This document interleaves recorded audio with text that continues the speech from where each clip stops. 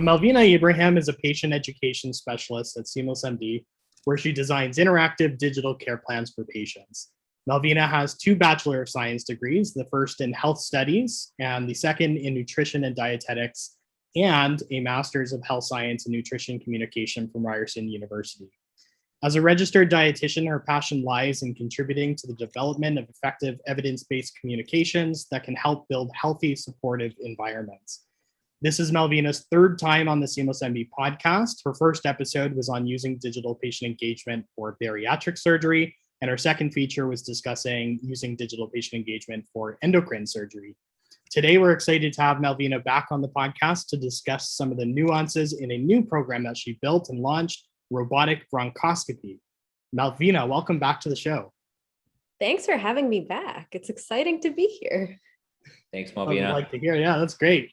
Malvina, your first 2 episodes were actually some of the most popular episodes we've had on the podcast. So we're super excited to have you back, and you're showcasing a new line that you worked on. So we have a ton of questions. Before we jump into what robotic bronchoscopy is and what that's all about, let's fill in some folks on what is digital patient engagement and how does that work.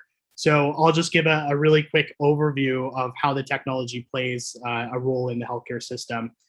Essentially, it is a technology that patients can access digital care plans over their own devices, whether it's a smartphone, a tablet, or computer, and they're guided through their care before and after the procedure. So that includes things like tasks, reminders, evidence-based education, and their ability to track their progress along their journey. So surgery, as an example, preoperatively, they're able to track compliance to certain protocols. They're able to get reminders on when to stop taking blood thinners, for example, and what to bring to the hospital, how to prepare, and for all of their expectations. And then post-discharge, when they've left the hospital, they're able to communicate back with the healthcare team by providing symptom reporting so they can actually track what's going on. They can track their compliance. And again, they get all of the education while at home so that they're able to stay on track. If there are any warning signs, that's flagged by the platform and flagged by the technology for the healthcare team. And the healthcare team is then able to reach out proactively and prevent any issues from occurring or complications from happening while the patient's outside of the 4 walls of the hospital. Josh, how was that explanation? Was that pretty good? That was great. And then maybe just to dovetail into some of the great work that Malvina and her team in patient education does here at Seamless. So I guess Malvina, and kind of correct me if I'm butchering this, but so Malvina and your team first kind of designs a lot of the template digital care plans with all of those pre-built, content pieces and workflows and symptom tracking. And you're going to tell us a bit more about the work you've done in robotic bronchoscopy today. And then your team also, when we actually implement this with a health system or a hospital, your team actually works with the frontline providers to, I guess, kind of tweak and customize those templates as needed to match how they do things at their hospital, so that they can launch a relevant program for their patients. Would you say is that accurate? Anything you changed about that, Malvina? No, I think that's exactly accurate. Excellent. We aim to be accurate. All right. I like to think of it kind of like an extension of the hospital's team, because you are a clinician by training. I just read through your bio, but you do take it from a clinical approach. All of the education that you're putting into the platform, the different trackers, it's well thought out with the patient in mind. Always putting kind of the patient first and thinking about accessibility and things like that. We're obviously going to jump right into that in a minute, but I think Malvina, there's probably a lot of guests and myself included who don't really know what robotic bronchoscopy is. We can, imagine what bronchoscopy is, but what is robotic bronchoscopy?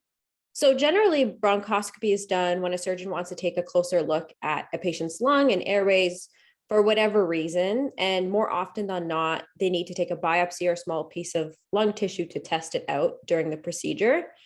So they normally do this in a regular bronchoscopy using a thin tube through the mouth and throat that goes down to the lungs.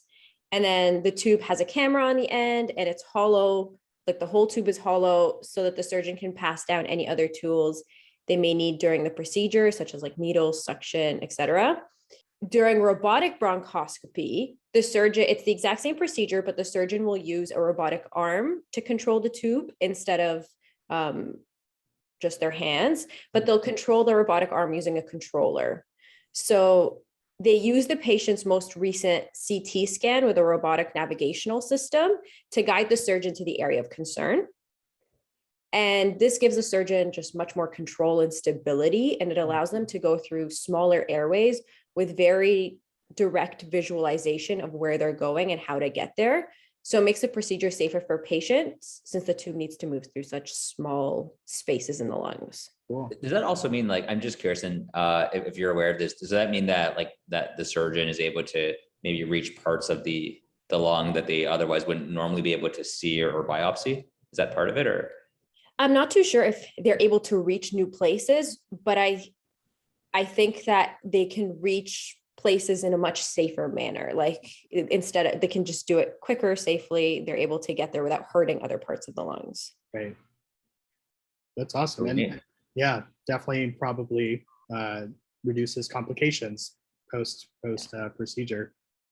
So I'm curious from the patient standpoint, Malvina, they hear about this new technology, they hear about robotic bronchoscopy, they understand, maybe it is safer than a traditional approach.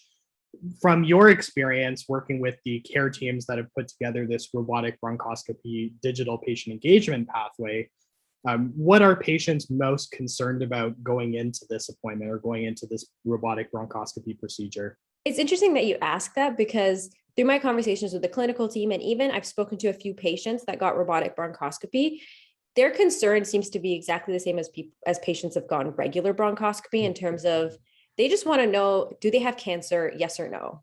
That's the biggest thing. They want to know the results of their biopsy as soon as possible.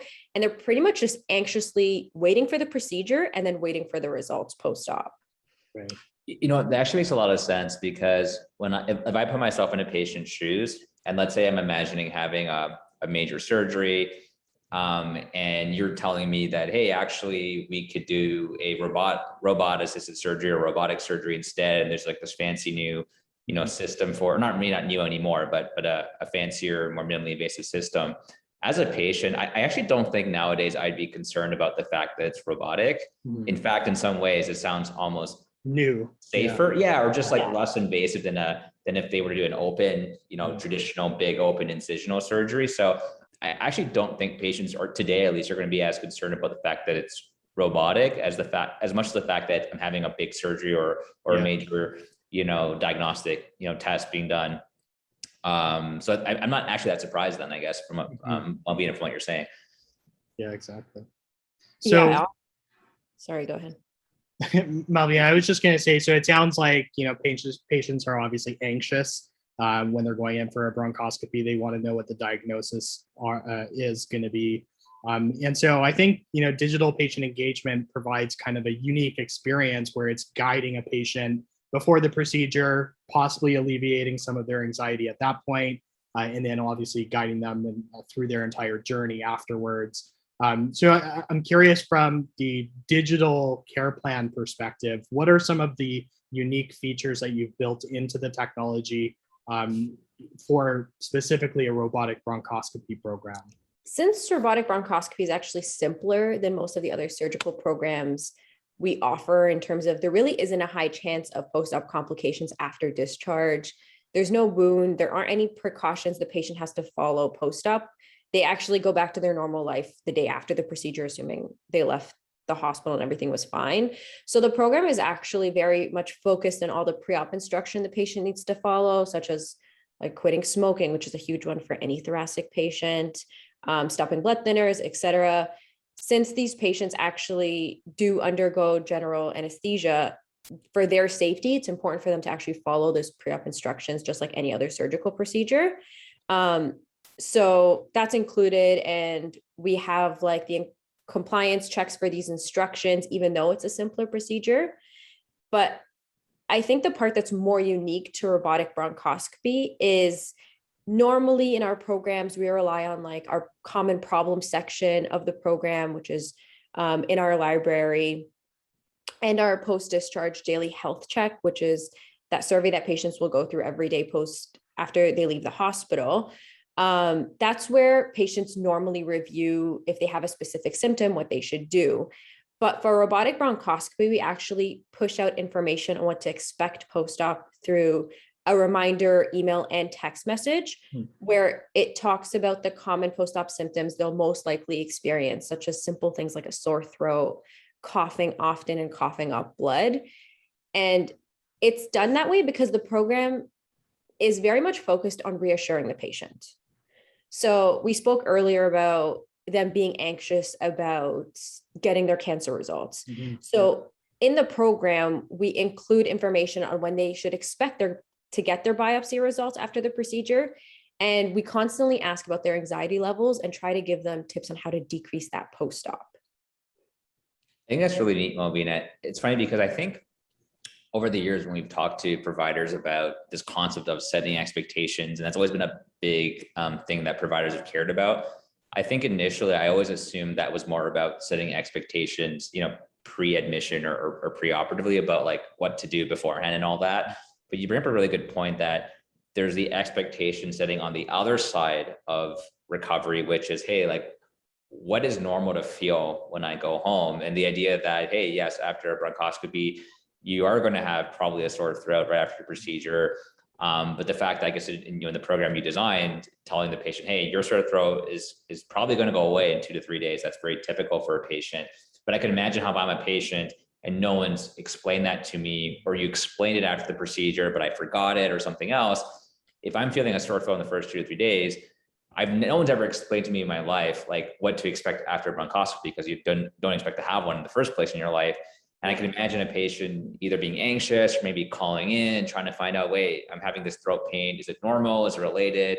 And it sounds like a simple thing. Oh, it's just throat pain. But if you've just had a major procedure, you're worried about having cancer, like this stuff's important to know, like what is normal to expect in recovery? How much pain should I have? Where should I have the pain? Even for a bronchoscopy, which is not like a big surgery or anything like that. That's actually really interesting. That makes a lot of sense. Yeah, exactly. And especially bringing up that whole anxiety piece, patients are already anxious, regardless of what procedure they're having. Add cancer on top of that. Something as simple as a sore throat could push them over the edge. So we do constantly try to reassure patients, even like the same symptoms are in the post-discharge health check. So even if they check off that they have these things, we'll reassure them again that it's normal. We'll give them self-care tips that they can use to help maybe feel better temporarily until these symptoms subside. And we even tell them when they should expect them to subside. Right. And even like with some of the more, I guess, seemingly extreme kind of post-op symptoms, like if you're coughing up blood, like you were saying, part of that is actually normal after a procedure like a bronchoscopy. I imagine there's kind of a threshold there where, let's say they've been coughing up blood for more than like 4 days or something, they would be obviously given a different recommendation versus the normal range. Is that kind of accurate? Yeah, that's actually exactly, and that's the threshold too. If you're coughing up blood for more than 4 days, instead of reassuring them that it's normal, we tell them that, hey, this might be normal, but call your surgeon's office. Like it's been long enough that this should have subsided, especially if it's continuously increasing. Got it. So we do that with like even the rare, like critical post-op symptoms, such as like trouble breathing and fever, that could be a sign of pneumonia, even though that's like really rare for a patient after bronchoscopy to get pneumonia, especially after they get discharged. Usually these things show up pretty early on. Even then, those are part of our regular check-ins. If they do check that off, we'll tell them maybe you should go to the ER, or maybe you should call your surgeon's office, depending on how bad the symptoms are. Right. And Malvina, can I ask you, I know for a lot of our major surgical programs, they like to often have patients do these post-discharge daily health checks and symptom tracking for at least 30 days post-discharge. Bronchoscopy is obviously a much less invasive experience than a big surgery. What's sort of the length of time you're seeing clinical groups want to track those issues for? Is that like a lot shorter than 30 days? Are they still doing 30 days? Like what's been the experience so far? Since it is different, like you said, and the post-op recovery is usually so quick, the program is actually only 14 days post-discharge instead of the standard 30. Part of our conversation was maybe even 14 days is too long. So we're testing it out at 14 days. It might need to be decreased to 7. Since this is our first time doing this program, we're willing to test it out and see patient feedback. Right. I also imagine, robotic bronchoscopy kind of fits in really well with our thoracic surgery digital care plans that have been built, because obviously one could lead to the other.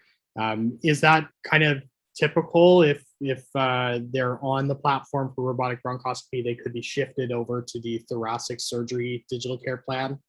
So yeah, part of when we originally launched our first robotic bronchoscopy program, we launched it with a thoracic surgery program. Hmm. And as part of our platform, we have this feature called multiple episodes of care, where a patient can go through their bronchoscopy procedure, maybe realize they need a thoracic surgery. And then from the provider perspective, they can be inputted into both programs. Hmm. So as soon as they're done their bronchoscopy procedure and they're moving on to their surgery, they'll just be transformed from one into the other. So it's more of a seamless experience from the patient, Right. that they'll finish one and move into their surgery and be much more comfortable with the platform at that point. I see. Like, could there ever be overlap where they're actually having to do some of their preoperative preparation while they're still recovering from their bronchoscopy, or is that that doesn't generally happen? No, especially considering bronchoscopy, there's really not much going on post-op. Right. As soon as they are moved on to their surgery program, their bronchoscopy one will end. I see. Yeah. Very cool.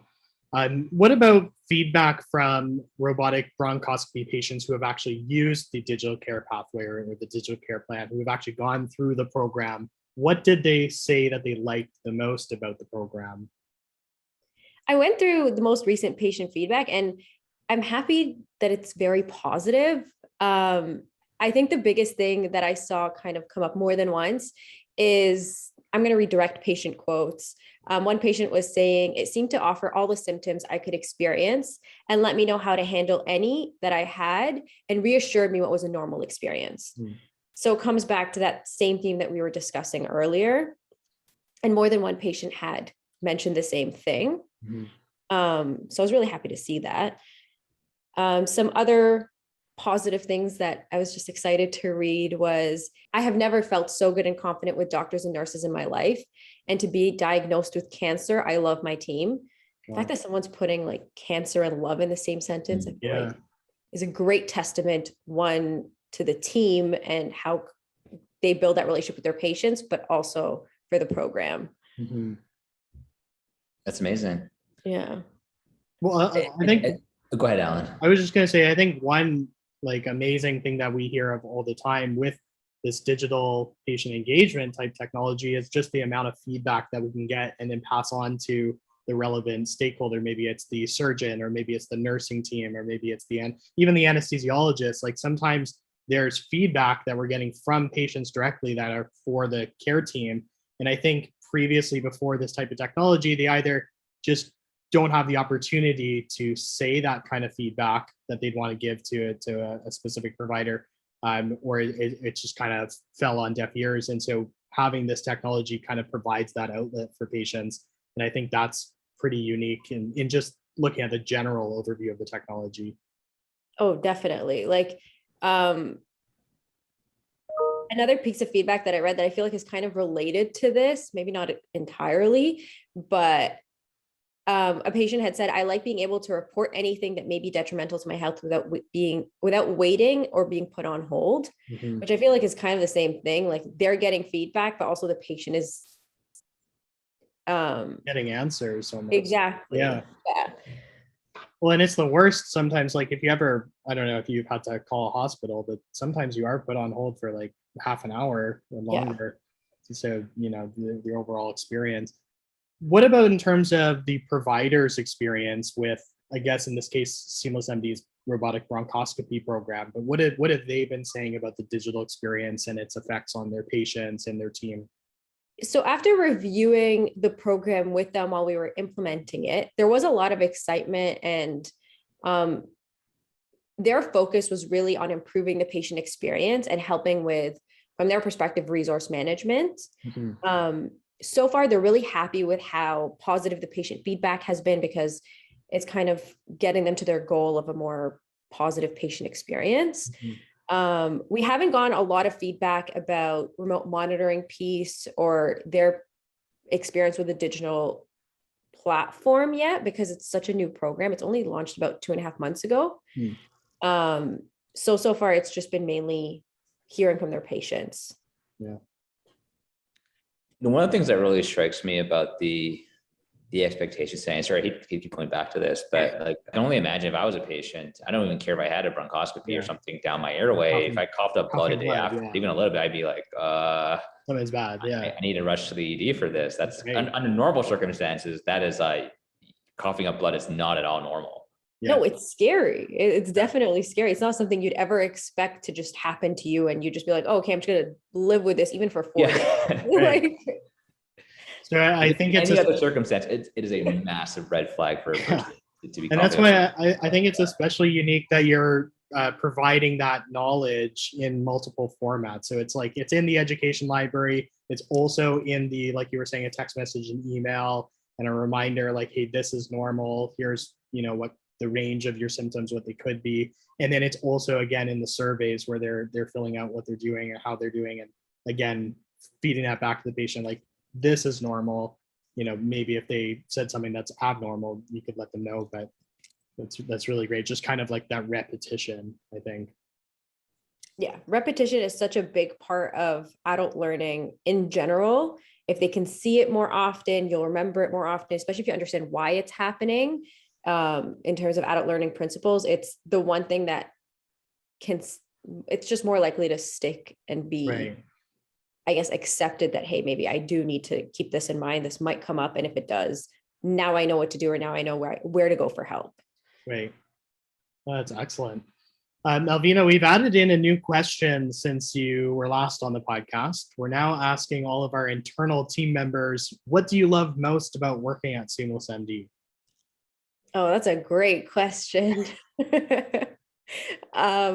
So honestly, I've been here for, I think, coming up to 2 years now, and this hasn't changed, whether we're virtual or in person or how long it's been. We're just so open, and I feel like everyone's just very helpful and willing to work together. And I feel like all that just leads us to be more open to trying new things and being okay with them not working out, because we know we're just going to use that opportunity to learn from the experience and just do better next time. Mm-hmm. I feel like in a lot of companies, like, mistakes, even if they're not directly frowned upon, you'll feel like they are. But with us, because we kind of have the space to try new things and learn from it, I feel like it allows us to be more innovative, and we're just more willing to share ideas and be okay with, like, hey, this might not be a great idea, but maybe someone else can use it to make it a great idea. It'll trigger someone else to just keep pushing us forward. And it just makes me excited to work here and continuously try new things. I love that. Collaboration seems to be a common theme that all of our internal guests are kind of saying. It's just neat. I'm picking up on trends. It's kind of cool. Yeah, and Malvina, I think one of the things that you said that really resonated with me was this idea that, hey, you know what, actually, if some things don't actually fail that we try, then maybe we aren't taking enough, innovative risks. Because if everything that we try always works, then we probably aren't pushing the boundaries enough. Because if we are, then yeah, some things actually shouldn't work. Mm-hmm. So I think you're right. Like, it's important that we do create a culture where it is safe to be wrong sometimes, because that means we're actually pushing the boundaries, which is a positive thing, I think, for sure. Yeah, and I think especially in this digital patient engagement world that we live in, it's still so new. I still, like, there's so much space to grow and try new things that I feel like if we don't push forward, who will? Mm-hmm. Yeah, if we don't push, who will? Yeah. So Malvina, you're familiar with the lightning round fast 5 questions that we ask. I did mention at the beginning of the podcast today, you will be asking Josh and myself these questions because you've been on the show a few times now. Did you prepare some questions for us? Do you have questions in mind? I did. This was the part I was waiting for this whole podcast. Alan, we're going to edit a bunch of this out probably. Yeah. Don't worry, they shouldn't be hard. How many questions do you have for us? I have 3. Okay. Yeah, that's great. I'm excited to hear, like, your initial reaction and answers. So my first one is, what's the best age? Best age. Age to be. That is Alan, do actually you a want to tough go first, or do you want me to take this one first? You can take this one first. I'll do the next one. No, we have to do all of them, no? Try to get out of that one. You can pick and choose. Yeah. Okay, so I'll go first on this one, and then I'll pass it to Alan to take this on as well. All right. Honestly, I think so I'm in my 30s right now, and for me at least, I think I've actually enjoyed my 30s the most. Mhm. Now, I don't know what it's like to be, in my 40s or above. So maybe I would change my mind and say, oh, 40s are way better at that point. But I think for like a few reasons, like why I think I've been most happy, like so far being my 30s compared to like all the other years. And actually, maybe I'm forgetting how much fun it was to be a kid. So that's so far back that there's some awesome times there too growing up. But I would say compared to my 20s, at least, I've enjoyed being more in my 30s. I think a big thing for me is just being out of school. Like I love like the friends I made in school and post-secondary and all that.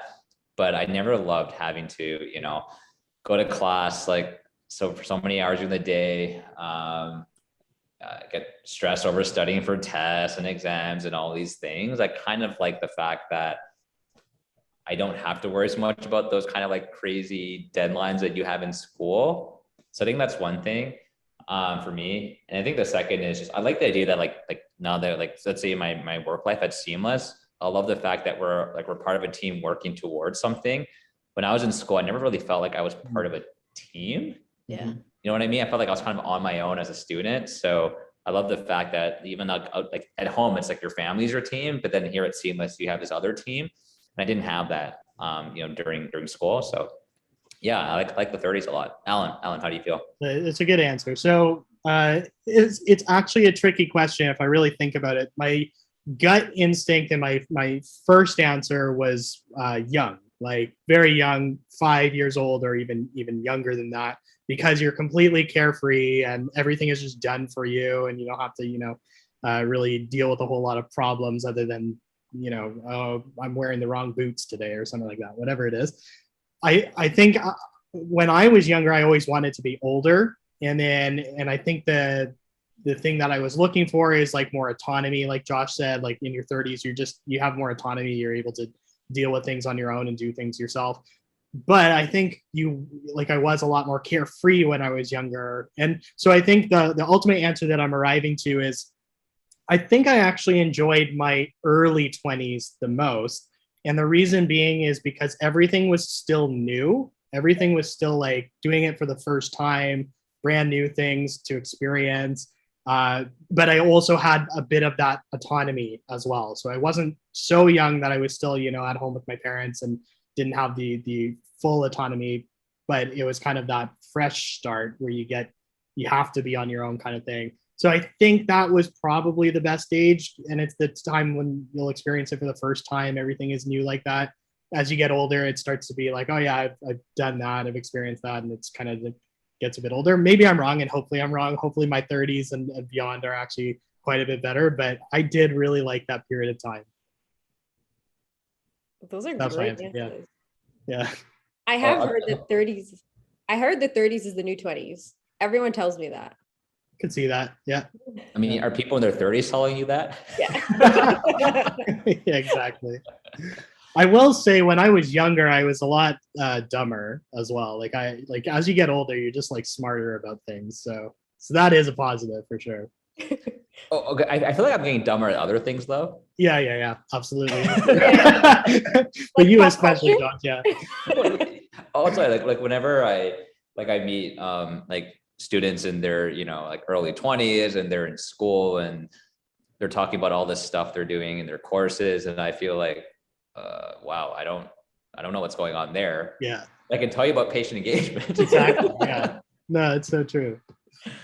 That's good. I like that question, Malvina. That was great. My second question for you is, this one hopefully is a bit easier. Would you rather be able to speak every language in the world or talk to animals? You want me to take this one? Yeah, go for it. Okay. Yeah. So I believe that we already can talk to animals in a lot of ways, because a lot of it is not in verbal language. It's like picking up on body language and things like that.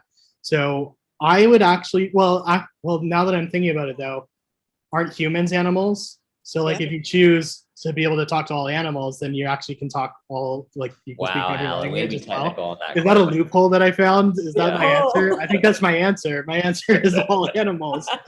But I think with my original train of thought, I would actually choose to speak all the languages, because I just find that that's more universal. It's more like there's a lot more humans on the planet to converse with. All of a sudden, you can share different ideas and learn differently and pick up different cultures. And I just think that would be really fascinating. Whereas animals, I already kind of feel like we can communicate with animals to a certain degree. I think that's I feel like part of it is, so I think if you're an animal person, you would probably pick the animal choice. And if you're like me, where like I like animals, but I'm not like a animal person, I'd pick the languages piece. And like I think there's so many benefits, like for me at least, right? So let's go with like film and TV. Like Alan, you're a big film buff, right? So it's like, wow, I can watch all the foreign films and shows without needing some weird like the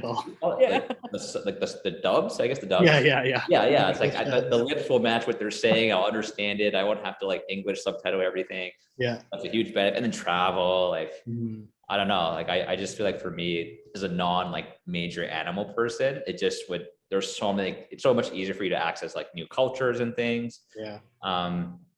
That's an incredible superpower to speak all the languages. That's really neat.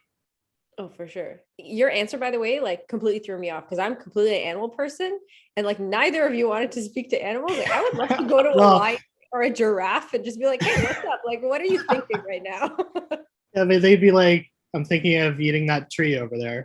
Like that's kind of it. It's really tasty. Yeah. You got to try it. Now, to be fair, my loophole answer was animals, and that includes everyone. But that's fair. Yeah. Okay, my final question for you. Hopefully this one's even easier. What's your favorite carb? Carb. I had options if you want. Like, oh yeah, we need options. Yeah, we need options. Yeah, we can stack rank them for you. So bread, pasta, rice, or potatoes? Okay. Well, wait. Bread, are these plain pasta, or like what are we talking about rice here? And no, I'm assuming any way you want to make it. Yeah. Sorry. Bread, rice, potato, pasta. Oh, okay. Rice, potato. A lot of good options there. Yeah. Clearly no foodies here. No, because so my brain is like, okay, like now I'm overcomplicating. I'm like, okay, potatoes. Like if they're really good fries, you can like, make potatoes. I could go up higher. But if it was like generic, like here's a white, like potato, I'm like, yeah. Thing is, like potatoes can be made in so many different ways. Yeah. So like for me, rice is at the bottom. It's just rice. Like you don't like. Oh, well, actually, I guess you could. There are a lot of ways to use rice. That's tough, actually. Pasta's really great. Yeah, I mean, gosh, yeah. There's so many great options here. You know, so what's the question is? What's your favorite of those? Yeah. Okay, wait. How about this? Like, if you can only have one, Alan, like you can't, like let's say for the rest of my days. Here, I'll give you a depressing version of the question, but maybe it'll force us to pick something for Malvina. Okay, like you're on death row, you get a final meal. They're like, hey, Alan, you can pick one carb for your final meal. Wow. You can carb load on death row. So can I add anything else to this carb, or am I just eating it plain? Malvina. I mean, you can eat it however way you're the commissioner on this. Because my logic is bread is fantastic, and there's so many different kinds. Like I would go with like a thick slice of like sourdough bread, but like it would need like a good either like a butter on it or even made into a sandwich. Like so, that's not just carbs, but the way I see it is because carbs I feel like are always better when combined with something else. Yeah. What would be your favorite carb to combine with something like else? The base. Like, yeah. Okay. I think I'm gonna have to go with bread or pasta or potato or rice. Oh, that's tough. Oh my God. I'll go with bread. I'll just throw an answer out there. I'm choosing bread. Oh man, they're all so good. I just made some homemade pasta the other day. First time. It was great. It was really, really fantastic. I feel like that's a huge skill to accomplish, by the way. That's impressive. Yeah. I mean, I just followed a tutorial, but it was pretty easy. Gosh, I think I'm gonna go with bread too. I don't even eat that much bread, but I think, yeah, I like Alan's point about you can, to Alan's point, you could make like really good bread that's just bread. Yeah. Like I feel like, yeah, like even with pasta, like you have to have something with it. Yeah. But the fact that you could have like just bread and make it really good, yeah, I got to go with that. I'm going with bread.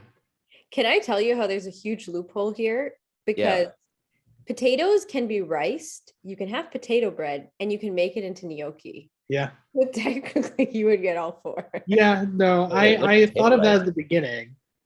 So I knew, but it's still potato. Like it's not. I mean, it is good, but it doesn't compare for me like a sourdough bread compared to like a potato bun. Like a good potato bun is really good, but you get that sourdough bread. I'm hungry now. It's like lunchtime for us. It's lunchtime, yeah. Yeah, we need a lightning talk on carbs or something. And then we have to try them. Right. By the way, I miss being in person for lightning talks because I remember just being able to share food so often. Yeah. We do like sometimes different taste testings. Like the beer and wine days. Yeah, that was good. There are a couple of people in the office here maybe 2 weeks ago, just sitting around, and like we were talking about, what was it? Chicken nuggets. And then I think Guru was saying at one of his old companies, they actually they bought a bunch of chicken nuggets like locally from different like fast food places, and they did like a blind taste test of like, so good. I think he said, which one won? I think he said Wendy's or something. Oh, yeah, I could see that. It's got that spice to it. It's not like I feel like, for instance, like a McDonald's chicken nugget, like that's so. Well, apparently that was like at the bottom. Apparently. Yeah, I wouldn't. Yeah. It's not even a chicken. It's not even chicken. Like. It's when you bite into it and you see the inside and you're like, yeah. Yeah. But I think you could do that. You do that for chicken and chicken nuggets. You could do that for like French fries. I think you could do like a French fries like competition. That's true. There's a lot. French fries would be really good. I feel like this should be a theme. Like every Friday, we do a different taste test for a different food. Different food group. Yeah, instead of lightning talks for like a good 2 months. But here's my lightning talk on. Yeah, here's my lightning talk on potatoes. Next week it's on bread. That would be good. Yeah. But when you say potatoes, like people are expecting all like red potatoes, regular, like French fries. Right. Or here's a potato bun, or here's potato rice. Like, yeah, it's a good idea. Well, Malvina, thank you for coming on the podcast today to talk about robotic bronchoscopy and carbs. And carbs, exactly. Some of these patients have to carb load, so it fit in really, really naturally with the conversation. But again, like I do genuinely want to thank you for coming on the show. There was a lot of insights that you provided. This is a brand new digital care plan that you've built, and you put a lot of time into it and a lot of effort. And it just goes to show the emphasis that you put on really putting patients first. When you're designing a program, it's all about the patient, their experience. And it's just kind of neat that you kind of highlighted that as well for the healthcare provider team. And that's what they're after, is that patient experience. And so it kind of all fits together really nicely. So thanks again for coming on the show today. Thanks for having me. It's always fun. Thanks, Malvina.